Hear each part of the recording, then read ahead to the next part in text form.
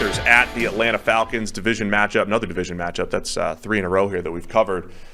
Falcons are favored by 3.5. We get to see Bryce Young's debut. So it's going to be 4 as well when we go back into the NFC Central. It's going to be what? 4 when we go into the NFC Central. Oh, the NFC Central, yeah, the Bucs-Vikings game.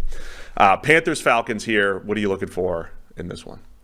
I mean, obviously, I think maybe the most interesting story is, Bryce Young, in particularly with behind that offensive line that has looked pretty creaky in preseason. Now, we know preseason doesn't necessarily mean anything, but that offensive line has looked problematic during preseason. Does that hold during the regular season, or do they suddenly get their crap together once they realize this is real and we need to protect the quarterback, the rookie quarterback behind us? So that's the first thing. Does this offense look like it can work with the pass protection that they currently have set up and the receivers that they have? Remember, it's the declining version of Adam Thielen. It's a bunch of guys that haven't really developed yet, and it's Jonathan Mingo, a rookie who has a lot of physical talent but went in the second round and had a couple of mental mistakes in preseason. So does the Carolina offense function, I think, is question one.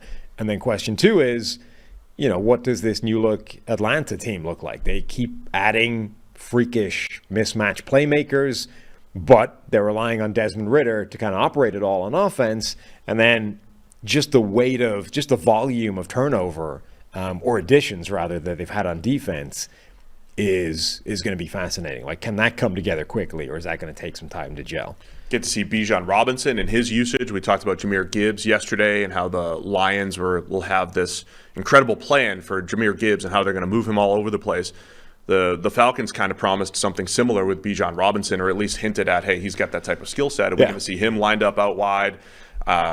Because Bijan's not the only running back there, and we know that Tyler Algier and Cordero Patterson have had a lot of success running the ball in that system. Do they have a lot of two running back type of sets where they're creating misdirection and confusion for the defense? So there's a lot of fun stuff to watch here, I think, schematically. One more point I want to bring up here. I was doing a little research recently on run game and defensive tackles, and found that Derek Brown, who's been quietly very good at defensive tackle for the Panthers, he is the best in the league as a nose tackle taken on double teams. We get this deep data here. And he did a really nice job against the Falcons last year. The Panthers did a nice job against the Falcons in their run game relative to other teams.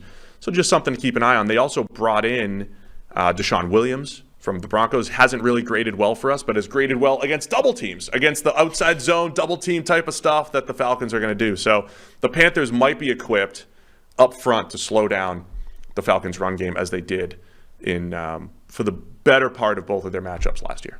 Mm-hmm. Just data points and fun stuff. Figure out what we get. Now you got to deal with Bijan, though. But you got Bijan. Doesn't even matter if you block it up. Falcons' offensive line was much better last year, in part because they run this outside zone scheme. It played to all their strengths. Desmond Ridder, we get to see what he is in year 2. I do think, though, that the Panthers or the Falcons' offensive line was an awful lot better last season, and absolutely helped out by the offense, which is going to be the same, if not better, more potent. So theoretically, that boost should still be there. But I do think we're overlooking a little bit, or it's generally being overlooked, the idea that last season was kind of their baseline. I mean, Caleb McGarry went from liability at right tackle to playing really well within that system. And we've seen that before with certain offensive tackles, in the right offense where they're being protected a lot. But it also doesn't mean that that's going to be his level in this offense. He might have just had an amazingly good year last year and is primed to take a step back regardless of the fact that the offensive system remains the same. The interior, Chris Lindstrom is a great guard, I think, in any system. But the center-left guard pairing of Drew Dahlman, Matthew Bergeron, the rookie, I mean, we don't know if that's particularly good. So the system's great. It protects an offensive line generally, but it's still not that, the personnel is not that great for this Atlanta offensive line. You could definitely see it taking a step back. Brian Burns, the biggest name player on the Carolina Panthers, he sat out practice early in the week. Then he came back in practice. He wants a contract. Again, I was grinding the film on last year's matchup here, Sam. Brian Burns, he's not good against the run. He is not great in this type of matchup. Blown gaps and he's not sturdy against the run. He's not as good as Nick Bosa, who just, broke the bank from a contract standpoint. He's not as good as some of those other edge defenders as far as every down player goes, but Burns is an explosive pass rusher. It's not the type of game where he has the biggest impact. I think he'll play, but it's one of the stories where he's looking for a contract and, playing some games here with the Panthers. Final story, of course, is just how will Arthur Smith find, or just what ways will he find to anger every Kyle Pitts fantasy owner in the world? Oh, yeah, of course. How many different ways will he find to take him off the field or to simply not use him in favor of, Michael Pruitt or a Jonnu Smith? I mean, look, when you're building the receiving core, Drake London as your number one, big dude, yak ability, works the middle of the field. Kyle Pitts as your tight end, who could do, be an absolute mismatch weapon. Mm-hmm. Mac Hollins, who I've always loved, but has started to show some of those skills as a nice complementary piece, and even having a Scotty Miller as just a deep threat. Like, they have the ability to take shots, to have a possession game, to have mismatches.